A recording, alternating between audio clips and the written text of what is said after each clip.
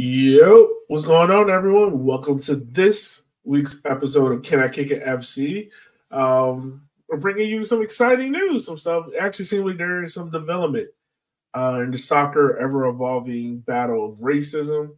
For those of you that are new to Can I Kick It FC, I'm your host, as always, Elliot Barr. We like to call ourselves the Black Soccer 30 for 30, where we dive into everything history around the beautiful game of soccer, blackness around the soccer. From Pele to Thierry Henry to beautiful moments to AFCON to all things in between. Yeah. And joining me on the show is my best friend, well, one of my best friends, the bald-headed thunder from down under, Mr. Greggo. How are you, sir? What's happening, man? How you feeling, man? I think that's the first time everyone's probably referred to you as the bald-headed thunder. Only in these circles, yes. There you go. There you go. Well, how are you, man? How's everything been? Oh, man, it's been a crazy few months. FTC's been, I don't want to say on a hiatus, but just kind of cooking in the background for the past few months. As you can see, I'm in new surroundings. I've moved back into the city of Atlanta. I'm actually walking distance from the King Center, Ebenezer Baptist Church, and Slutty Vegan. So, like, yeah, all that's like right outside my window. And yeah, it's good to be back into the city. It's good to be back up on here. Can I kick it? And hopefully one of these days I'll be back up in Richmond, because I don't think I've been up. Actually, no, I was up there for Thanksgiving, the week of Thanksgiving. And so we'll be back up in there getting our Henny on real soon. Yeah, for real. Yeah, we got to, man. Last time you came up, we didn't get a chance to link up because, school be schooling.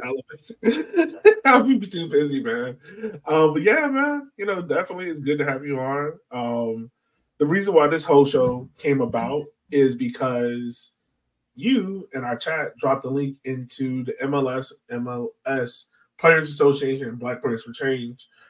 They all collectively work together to put together an anti-discrimination pretty much. So can you just describe what that is before we kind of dive into it for the listeners? Yeah, I mean, MLS and Black Players for Change, the Black Awareness Group with MLS, came together. They've been working on this, I guess, since last year, after a few incidents that took place. Setting up a policy to where, like, any type of on-field incidents, and I'm assuming off-field incidents as well, where a racism incident takes place. There's a disciplinary setup in place to where if this situation happens, this is what happens, and if you want to get out of this situation, this is what happens as well. So, like, pretty much a nice setup to where, like I said, if the racism kind of does get hit, this is what MLS is going to do. I think, like, in the past, things have been treated kind of in the same vein as just like if you got like a red card for a tackle, it'd be the same shit. I'm like, but you can't really do it like that, because obviously you're talking about people's cultures, people's races, and all that stuff. And, like, for what it's worth, like, MLS is probably one of the more diverse leagues in the world. So it's like, it's not just a situation where it's more than just saying the N-word. It's more than just saying, monkey or whatever. Like, it's a lot of stuff that goes beyond it, because depending on where you're from, a lot of things can have different meanings. So it's important to stay aware of what may be considered offensive, and what it might be just in the heat of battle, and you do something that you were supposed to be doing, and then go about how exactly do we rectify this. Because they also address that as well, because they may be able to go ahead and go about rectifying it without causing a suspension too. So it's a very unique and comprehensive policy that they set up. Yeah, no, for certain. And I mean, there's a lot of instances in MLS. I shouldn't say a lot, but there have been a few instances. I think the most noticeable one is the Van Zier situation. New York Red Bulls, the guy with DC United who been found twice to do racism, which is like, and I remember me and Taylor Rockwell, who does Total Soccer Show, also Soccer 101. We were on this podcast talking about like how did certain leagues across the world deal with racism, and we kind of came to the prevailing notion of you really don't have anyone of our color or minority influence in those circles. It's always coming like from top down. It's like, hey, this is how we're going to deal with it or not deal with it. And it's kind of nice for a change to see that not only was an organization such as the Black Players for Change and MLSPA given a platform to do some real change, it's meaningful change. And me personally, I really like the fact that not only is an anti-discrimination act, but there is plans of restorative justice, because, you know, a lot of the times people who wants to play the whataboutism card, which annoys the hell out of me, but they always like to throw in they always throw in that part of, well, he apologized, you know, isn't that enough? He said he's sorry, you know, like, what more do you want from him? And it's like, well, I want him to learn his lesson. I want him to know why he did is wrong. You know, I'm not saying ban the guy from ever playing soccer again, but I feel like, go ahead. Oh yeah, go ahead. No, I was just saying, like, I just want that person to learn why they did was wrong, because you can learn from the action and come back from it 10 times better. But yeah, I think for a lot of people, people always want to see consequences for certain actions, and I feel like while that might be valid, I feel like there's also an opportunity to where, one, you're being educated as far as why this is fucked up in the first place, and why that there's such an uproar. Because, like, you could take Miss Haran from the women's national team, and just she's like, it wasn't anything racist. It's just the fact that, like, how you're talking about people can be taken in a way to where it's like, you do realize why this is fucked up, right? You do realize that you're basically insulting your fan base, right? And like, even if there might be some truth to it, it's still a case of where you're generalizing a niche of your fan base to make them feel like, well, you just talk about it like we don't know shit. And I'm like, and you're not being specific as far as who. And I think that in this case, again, like, you need to know, like, especially like, again, considering how diverse MLS is, like, what might be somewhat offensive to a Black American might be even more offensive to a Black Ghanaian or a Black person from Ivory Coast, and like, or a Black person from Jamaica, or a Black person from Brazil. Like, you have to know, like, who you're dealing with and understand, like, okay, I might not trip as much, but somebody else might trip even more. You have to, you know, kind of know the differences, and then just go about, hey, how about we just go about with some respect for people? Like, that might work. Maybe. I don't know.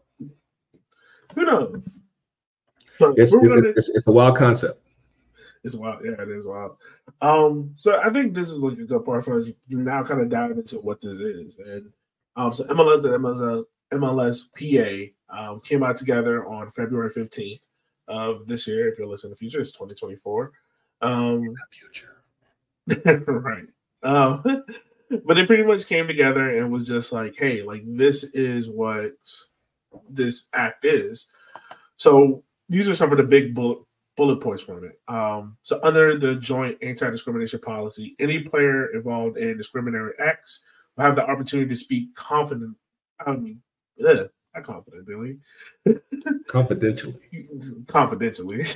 with a trained facilitator.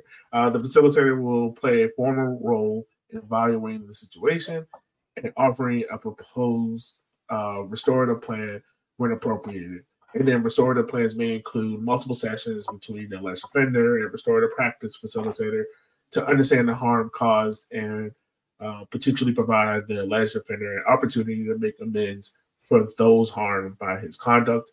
in addition to education and personalized counseling. So I think with all that like being said, like those 2 bullet points are key because it's pretty much just laying like the foundation of how this is going to work. You know, if a player is found of a discriminatory act, he can speak to a trained facilitator, you know, without that being known public. But there are restorative plans in place, like multiple sessions. So you have the opportunity to learn. It's not kind of just like one hit wonders or one, you know, one class fits all, like CPR training and be like, all right, now you can go save a life. You know, things like that. Your thoughts on it? I feel like I respect the platform that they're giving players, because I mean, kind of like I kind of compare it to like if you're being harassed basically, and you don't necessarily want to, you don't feel comfortable just, you know, going to your manager and just be like, hey, this person's fucking with me and all that stuff. Like, you need to have an avenue to where, you know, it's largely anonymous, and you know, you know that you have your safe space to go about, like, this is what happened, this is how it made me feel, and you know, I'd like to see it be addressed and everything.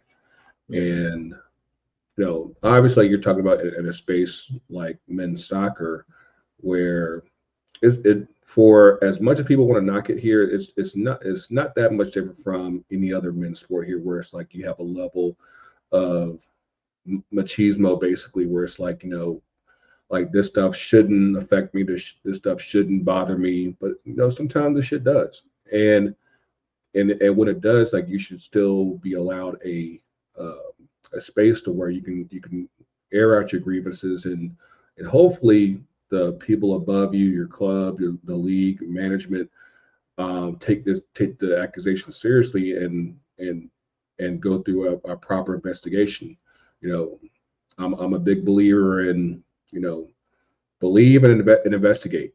You know, and hopefully you'll get the truth from that investigation, to where if something did happen, we can address it properly. Yeah, no, for real. I think that's a good point. And the other thing I like about this policy, and we're not going to list all the policies. We'll make sure to link it. If you want to read it, we'll link it at the bottom of the podcast info, so you can go there and read it. Definitely, like, make sure you go read this, because this is like important. And I don't think a lot of fans are aware about this, that this is now in play. But this is he's looking at kids, right? We were looking at almost $200 kits, that's a whole different podcast for a whole different day. We're coming back soon, I promise you. So this part to me really set out. The commissioner retains the authority to issue discipline if it is determined that a violation has occurred. A player who accepts responsibility for his mistake and agrees to engage in a restorative plan will face less severe discipline than if he denies committing the act and is found, based on all evidence, to have been untruthful or misleading. And this to me is like really important and clear, because it's like, if you take ownership of it, I'm not going to penalize you like the same as if someone who is purposely lying, you know. On one hand, it can be looked at as a good thing. I think the best thing about it is that, you know, it gives you the ability to take responsibility for what you've done. Yeah, you might have said it in the heat in a moment. Like, for instance, who's the Philadelphia Union fullback? His name is escaping me. I want to say Kane Wagner. I don't know. Kai Wagner? But yeah. Yes. Is that him? I think so. Is it him? So, okay. I think so. All right. So I remember, like, during the playoffs, there was a racist incident that occurred, but it wasn't really like cleaned up. Like, it was kind of just like, he did it, but we really don't have a policy in place. Right. And I feel like with this, there's now like a policy in place. So say if Kai admits to it, right? Like, hey, I did it. I said it in the heat of the moment. He wouldn't be penalized the same as if he's like, no, I didn't say it. He's making it up. He's lying. And then we pull the audio footage word of mouth, talking to the players and things of that nature, and then it comes out like, no, like you lied. Like we have all this proof to show that you're not telling the truth. I think that is key, and I think also about the statement about like public statements about not just doing it for the sake of doing it, but we're putting a plan in place of like making sure these are one accurate, but also that they are, they have meaningful meaning and they have purpose behind them when we do it. Right. I think the key phrase that I saw when I was reading the release a few days ago was restorative plan, and basically it's like, how are you going to pay your restitution for your racism? And I think that the important thing is two things. One, obviously, you want to give somebody an opportunity to make amends if they're actually owning up to it. Yeah. Two, I think the most important part is that if you actually do go that far and make that type of step with it, then you have to actually follow through with it, because don't just give a lot of lip service and say that, yeah, I'm gonna do better, I'm gonna act right, and then don't do shit. And like, you have, like, if this is your plan, I need to, like, it needs to be stated, hey, this is what we intend to do to correct this situation.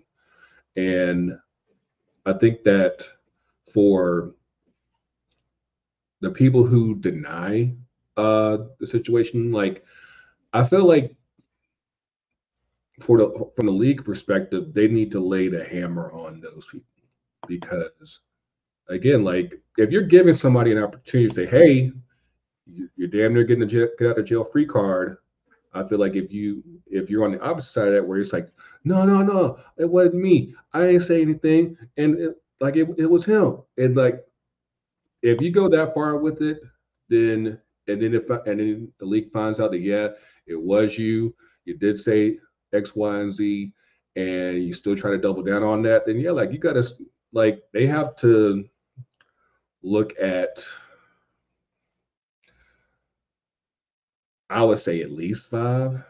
I could see as much as 10, just to really send a message. I feel like this is something that's been happening way too often, and I feel like if you actually want to be proactive as far as stomping this shit out, then you really have to get serious about with dishing out punishments to where it's like, I don't want to miss 10 games. That's like damn near a third of the season. So it's like, if, like, you might want to think twice about how you speak to people, otherwise you're going to end up missing a good chunk of your season, and you might mess up your team's chances for making the playoffs, MLS Cup and all that stuff, the stupid ass Leagues Cup, all that shit. So yeah. Yeah, no, I mean, I think, like, also an important part, New England Revolution goalkeeper Earl Edwards Jr., he sits on the board of both the MLSPA and the Black Players for Change. And he said, like, most of the meetings in preseason aren't eagerly anticipated by players given the grind of training camp, which is fine. Like, I understand. Like, I'm working and I have to sit in meetings. I totally get that. But they said the response from the cultural awareness training was a lot different. Like, a lot of people left the meetings, like, they really enjoyed it. Like, they really felt like they learned something from it. And I think that's important and key. Like, they're not just doing this just for the sake of doing this. They're doing this with the intent of making sure that you learn, but it's also like in a way of like engaging and not berating you or beating you down over the head with a stick. It's kind of just like, we all come from different cultures. We know that sometimes certain cultures we all come with our own biases, our own, ways how we look at things. Yeah. And it's important that we learn how to navigate and move within those spaces and be respectful of each other.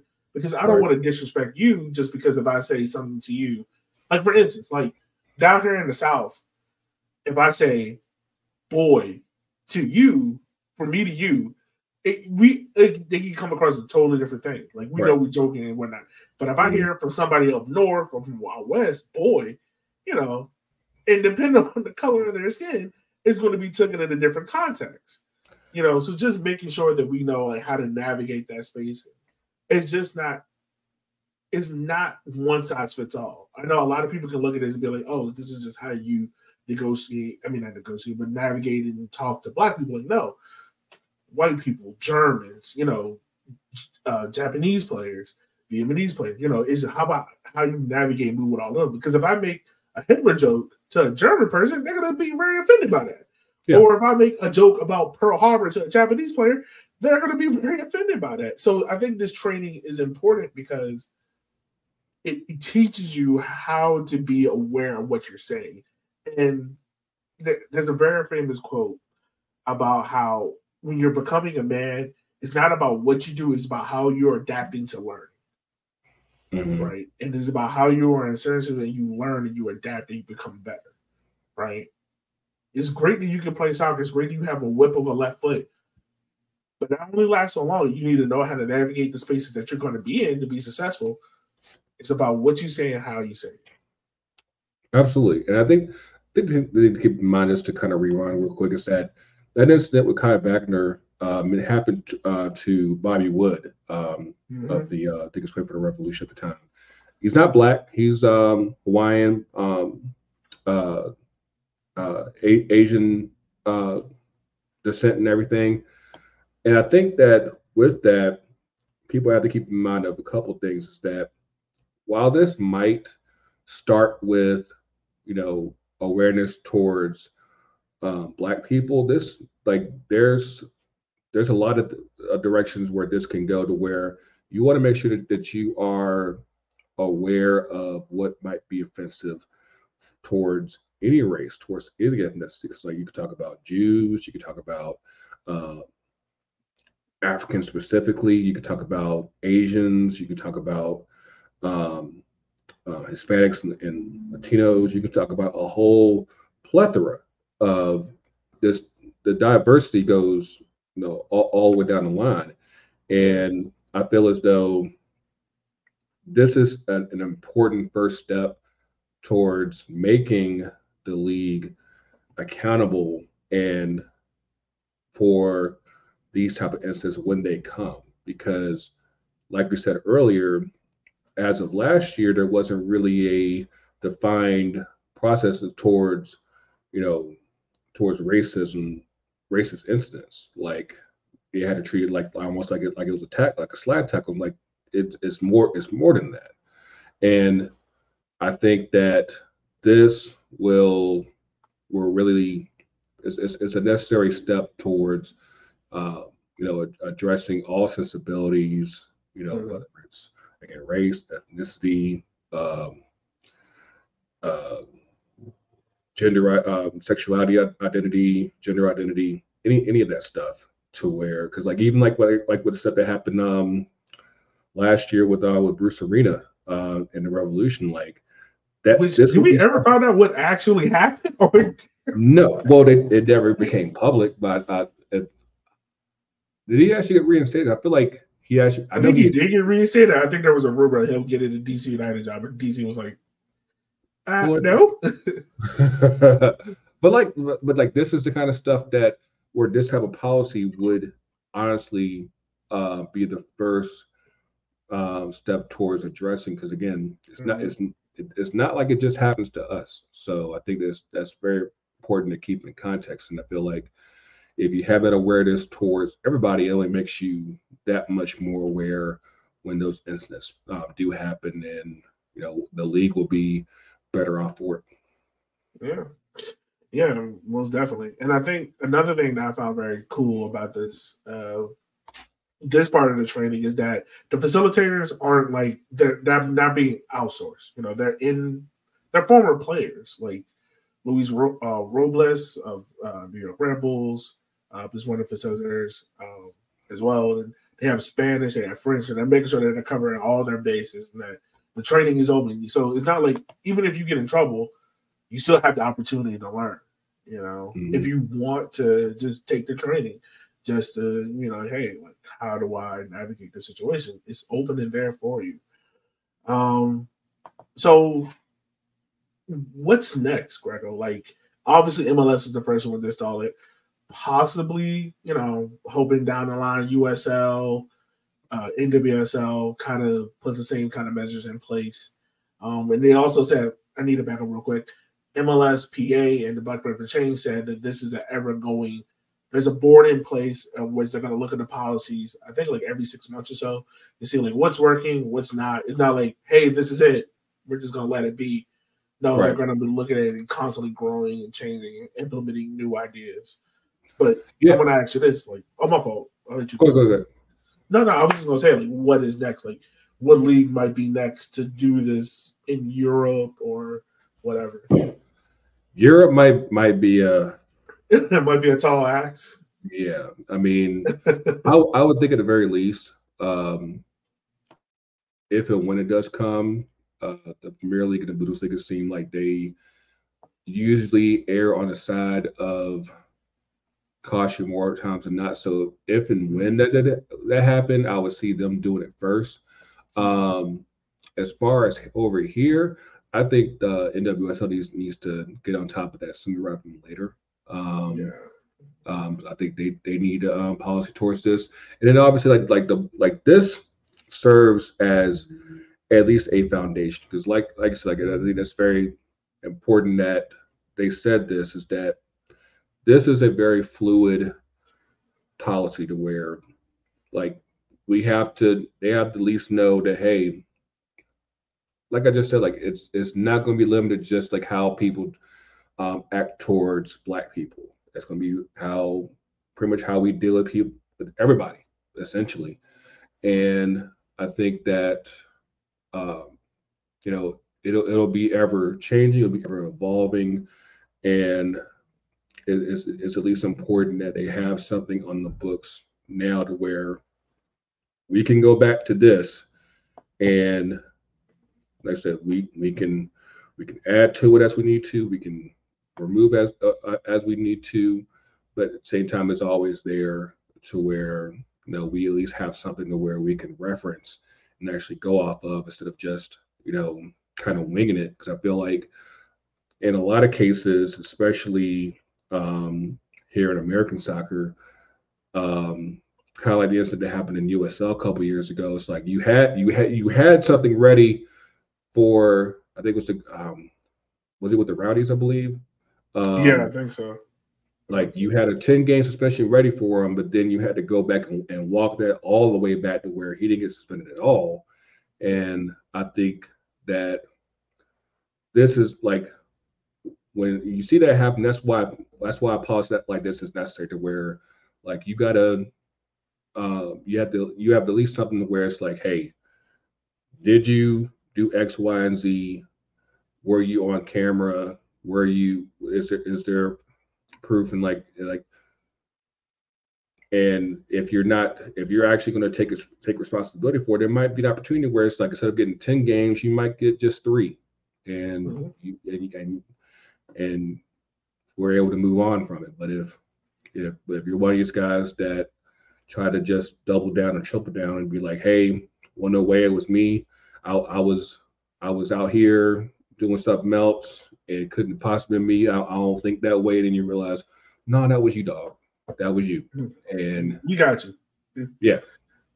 So I think that like having that delineation, as far as just like taking responsibility and trying to make amends towards correcting your behavior, versus you just denied till you die, and we still find out you find out you really was lying. Like you got to hit the hammer down on those people who just try to act like they're all innocent and shit when they're not. Yeah, honestly, for real. So yeah, man. Also, before we wrap up, I just want to go through the executive board. So you got Drake Callender of Inter Miami, Earl Edwards Jr. of New England Revolution, Sean Johnson of Toronto FC, Jeremy Abobze of San Jose Earthquakes, Ray Gaddis of Philadelphia Union, Jaleel Inababa of Nashville Soccer Club, Bill Hamid, formerly of DC United, and CJ Sprong of Toronto FC. So that's the executive board for the Black Parade for Change and the guys that were kind of spearheading this effort. And, honestly, it's easy to dunk on MLS. We all have done it. But I got to tip my hat to him, man, for opening this space and honestly giving this organization and giving MLSPA a seat at the table to make effective and powerful change. Because back in 2020, we've all had those concerns of, are we doing this for the right reasons? Are people really invested in us? And MLS is like, hey, yeah, we're invested in making sure that we not only give the best product on the field with the most diverse fan base and players, but we want to make sure that the organizations we work with are hand in hand, step in step with that. So I tip my hat to them. And don't forget, the changes that they made to the diversity hiring policy a couple of years ago, back at the end of 2021. Like, they're at least trying. And I think that, for as much as, we give MLS shit for, this is more than what a lot of leagues are doing. And I think that that's something that, it might not necessarily be like the full end goal solution, but at the same time, compared to a lot of these other soccer leagues, like right now they're batting 1,000, and that's just about it. And I think that's something that, like I said again, it's something that's definitely gonna be fluid. I think it's something that's gonna be evolving, yearly, and we just hope that that the policy shows tangible execution and intangible results towards improving, just how people deal with each other on the field. I mean, because it's easy to just get hot and bothered in the moment. And you like, because everybody's competitiveness comes out in spades when they're out there on the pitch. We totally get that. But at the same time, kind of like how we talk about like with Italy, like in Europe, it's like nobody ever just told you a yo mama joke and just say, hey, you have to go from angry to racism just in two seconds. Like, there's some middle ground there. Like we can figure out big middle ground there. Yeah. So like learn a joke. Learn how to roast somebody without going straight to the race. Like, it's okay. So yeah, for like, this is good on MLS. It's definitely good. Right. Greggo, before we wrap up, my man, where can everyone get in contact with you or follow the coaches show that I'm sure is making his return? Yeah. Like I said, we're loading back up for 2024 seasons. MLS season starts next weekend on the weekend of 24th. We should be. We got a couple of things to record this week, but yeah, you should be hearing from us pretty soon as far as when our first episode of 2024 is coming. Of course, as always, you can follow us on social FTC UTD. There you go. Facebook, Twitter, and Instagram. FTC UTD Pod on TikTok. We promise we will be more active this year on TikTok. I promise y'all. Like I said, we've been cooking. Don't worry. I know even like during Black History Month, like I said, we kind of low key. Trust me, we cooking big this year. So just stay. We'll keep you on the loop. Right. Greggo, are you still doing the racism countdown shirts?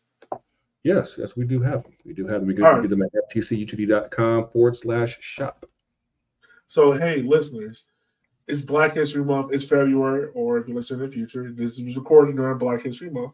Go support Greggo. Go buy those shirts. They're great quality t-shirts. Trust me. I'm an offensive lineman myself, and they fit me great. So go support Greggo. Go buy those t-shirts. He is holding up one of his cultures that I wore yesterday.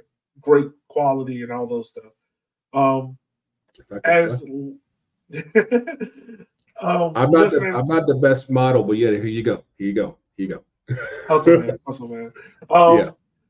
Got what you need, listeners, I just want to say, without you, we couldn't do this show. We want to say thank you for taking time out of your day for listening to our show, because without you, we couldn't do it. So with that being said, as always, make sure to like, share, and subscribe, and go enjoy the rest of our interviews and history lessons on Can I Kick It FC. Make sure you're going over to FTC for the Culture United if you haven't already, or tap in with them if you go down to an Atlanta United game. They'll show you a great time. And with that being said, I'm just starting to lose my voice now. We will holler at you guys later. Bye.